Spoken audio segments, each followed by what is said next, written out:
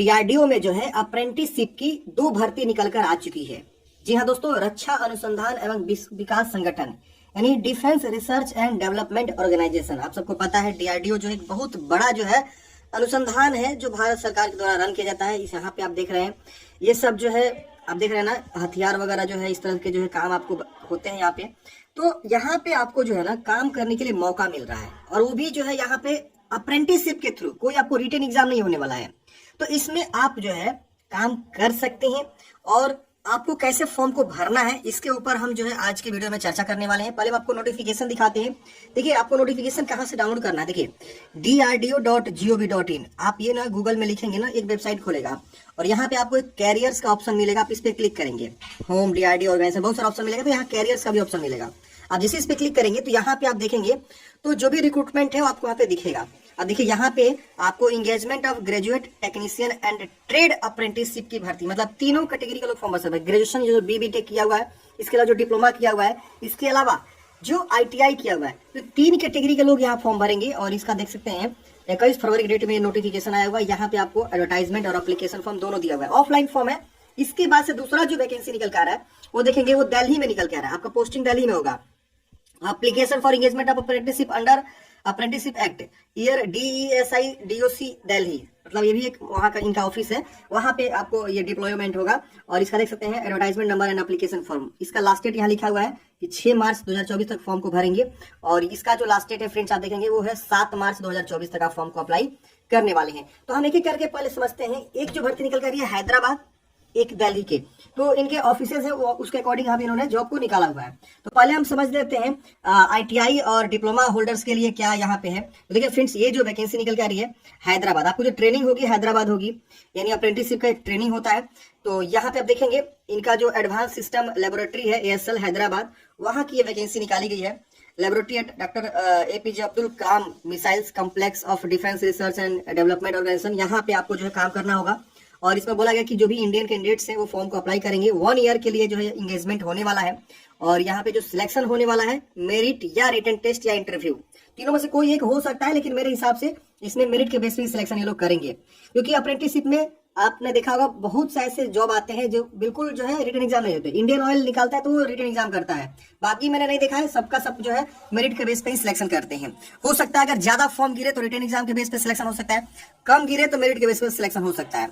अब देखिए graduate apprenticeship में देखेंगे तो यहाँ पे degree in mechanical engineering, degree in electrical engineering या इलेक्ट्रिकल या electronics engineering, electronics and communication engineering, इसमें से किसी विषय से अगर आपने जो है BTech कर रखा हुआ है तो इसमें आप देखेंगे तो 9 पद है आपका मैकेनिकल इंजीनियरिंग में, और 4 पद इन सब जो है ट्रेड से मिला के है। इसमें आपको 9,000 स्टाइपेंड मिलेगा, तो इसमें वैकेंसी निकालेगी। इसके अलावा टेक्नीशियन की वैकेंसी है जो डिप्लोमा होल्डर्स है। तो मैकेनिकल इंजीनियरिंग में अगर आपने जो है कर रखा हुआ डिप्लोमा तो आपके लिए 5 पद है। और बाकी electrical engineering, electrical and electronics engineering, electronics and communication engineering या इलेक्ट्रॉनिक्स इंजीनियरिंग में अगर कर रखा तो 5 पद है, 8,000 आपको स्टाइपेंड यहाँ मिलेगा। इसके अलावा ITI अप्रेंटिसशिप की भर्ती है, जो ITI फिटर, ITI इलेक्ट्रीशियन या ITI electronics mechanic, turner, COPA और मैकेनिस्ट, इस तरह के आपको पद देखने को मिले। सबसे ज्यादा आपको 33 पद फिटर में है, इलेक्ट्रीशियन में 12 है, कोपा यानी कंप्यूटर ऑपरेटर जो होते हैं वो 5 पद है, मैकेनिस्ट के 4 पद है। इस तरह से आप देख सकते हैं इसमें 7,000 आपको स्टाइपेंड यहाँ पे मिलने वाला है प्रति महीना।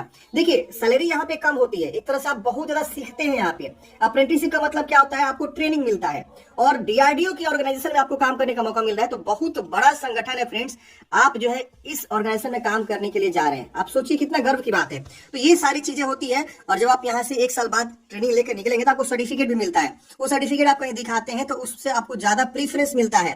इसके अलावा रेलवे ग्रुप D में भर्ती आती है तो उसमें भी आपको ज्यादा प्रीफरेंस मिल जाता है। तो बहुत सारी चीजें होती है, आप एक बार जरूर ट्रेनिंग लीजिए अगर आप एलिजिबल है तो। एप्लीकेशन प्रोसेस को समझते हैं। देखिए इनके द्वारा ना ऑफलाइन ये फॉर्म जो है निकाला गया है। तो आपको क्या करना है ना, ये पहले फॉर्म को प्रिंट नहीं करना है, मैं आपको जो है शेयर कर दूंगा, या मैंने आपको बताया डीआरडीओ की वेबसाइट से आप डाउनलोड कर सकते हैं। तो मैं इसे शेयर कर दूंगा, आपको पहले यहाँ फोटो चिपकाना है एक, इसकी वजह से अपना नाम लिखेंगे यहाँ पे, कौन सी कैटेगरी के लिए फॉर्म भर रहे हैं। ध्यान देना, यहाँ लिखना है आपको ग्रेजुएट अप्रेंटिसशिप या टेक्नीशियन या ट्रेड वाला।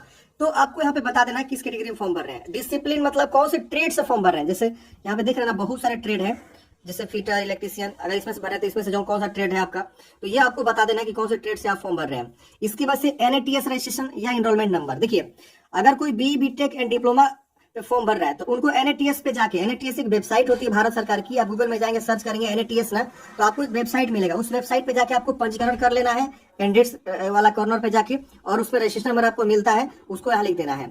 अगर आप ITI कैंडिडेट्स हैं और फॉर्म भर रहे हैं तो आपको NAPS यानी नेशनल अप्रेंटिसशिप जो होता है ना, वहां पे जाकर आपको इनरोलमेंट करना होगा, और वहां आपको जो है इनरोलमेंट नंबर जब मिल जाएगा तो यहाँ पे आपको लिख देना है।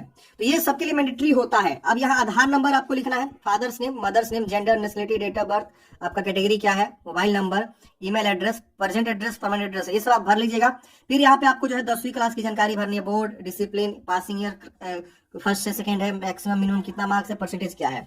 फिर यहाँ पे आपको जो है ITI के बारे में या डिप्लोमा के बारे में या BTech, तो जिस पेज पे फॉर्म भर रहे हैं उसकी जानकारी देगा। मान लीजिए कोई बंदा ITI पे फॉर्म भर रहा है तो ITI की जानकारी देगा, अगर कोई बंदा डिप्लोमा फॉर्म भर रहा है तो डिप्लोमा की, कोई BTech पे फॉर्म भर रहा है तो BTech की जानकारी देगा। तो ऐसे आपको जानकारी दे देना है, यहाँ अपना सिग्नेचर करना है, और यहाँ पे क्या क्या डॉक्यूमेंट्स आपको इसके साथ अटैच करना है ये सब आपको यहाँ पे लिख दिया गया है, यहाँ डेट लिख देंगे।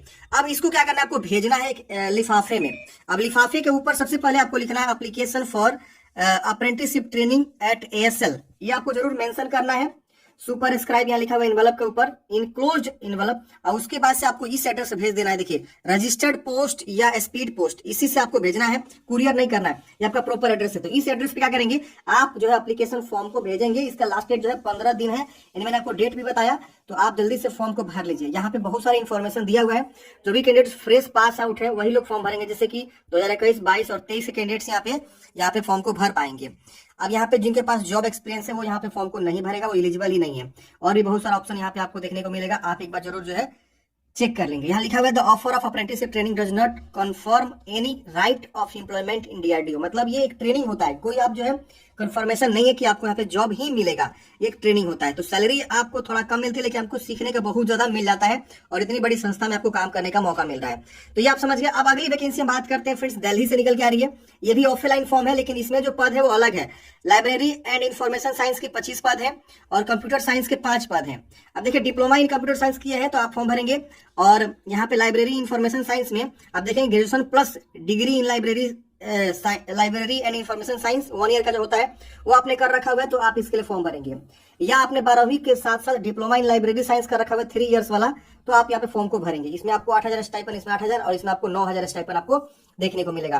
तो ये आपका जो है रहने वाला है, ये जो नया पद है फाइनेंशियल ईयर 24-25 के लिए। इसका जो ट्रेनिंग सेंटर है, मतलब जहां आपको काम करना है, वो कहाँ है, defence scientific information and documentation centre under the aegis of defence research and development organisation, जो दिल्ली में है, वहां पे आपको जाके काम करना होगा।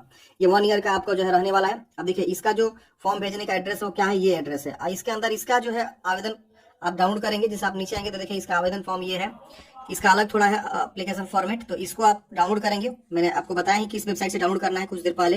अब यहाँ पे आपको फोटो चिपकाना है, यहाँ पे आपको बताना है कि आप अपना इनरोलमेंट नंबर लिखिए, तो आपको यहाँ पे इनरोलमेंट नंबर लिख देना है। इसके बाद से अपना नाम, father's name, date of birth, ये सब आप जानकारी अच्छे से लिखेंगे, और उसके बाद से आपको इसके साथ जो भी डॉक्यूमेंट्स है उसको आपको अटैच करना है। अटैच करने के बाद से आपको जो है फॉर्म को भर देना है। तो ये सारी इन्फॉर्मेशन यहाँ पे फ्रेंड्स दी हुई है, आप एक बार जरूर चेक करेंगे। अपर एज लिमिट भी यहाँ पे इन्होंने दिया हुआ है, फॉर्म भरने का, फॉर्म भेजने का एड्रेस भी इन्होंने दिया हुआ है, कहाँ भेजना है ये वाला फॉर्म। तो 2 वैकेंसी के बारे में बात किया, एक जो है दिल्ली से निकल के आ रही है DRDO की ही ऑफिस में, और एक जो है आपका निकल के आ रही है हैदराबाद से। तो हैदराबाद के लिए हैदराबाद का एड्रेस है, दिल्ली से अगर फॉर्म भरेंगे तो दिल्ली का एड्रेस है। लास्ट डेट जो है इसका फॉर्म भरने का 21 दिन है। सिलेक्शन प्रोसेस इन्होंने भी लिख ही दिया है, या तो रिटन इंटरव्यू के बेसिस पे आपका सिलेक्शन यहाँ पे होने वाला है, तो या जो है short listing of the merit, ये सब आपको लिखा गया है, परसेंटेज ऑफ मार्क्स के अकॉर्डिंग भी यहाँ पे हो सकता है। तो ये सारी चीजें हैं, और जो भी कैंडिडेट सिलेक्ट होंगे उनको जो है ऑफर लेटर ईमेल पे ही यहाँ पे इन्फॉर्म करे जाएंगे। तो आप अपने ईमेल आईडी जो यहाँ पे देंगे फॉर्म भरते समय उसको सही से ध्यान रखेंगे। और सबको मैंडेटरी है इनरोलमेंट करना, जैसे कि मैंने आपको बताया डिप्लोमा और जो डिग्री होल्डर्स हैं वो कहाँ इनरोलमेंट करेंगे, तो NATS की वेबसाइट पे, देखिए NATS की वेबसाइट है, ये यहाँ पे भी आप कर सकते हैं, दोनों में से कहीं पे भी।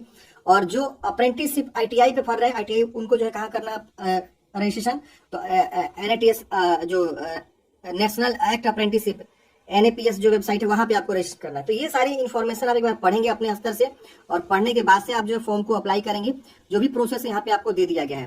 तो आशा करता हूँ फ्रेंड्स आपको जानकारी समझ में आया होगा इस भर्ती के बारे में। जो भी कैंडिडेट्स एलिजिबल है फॉर्म को जरूर भरिएगा।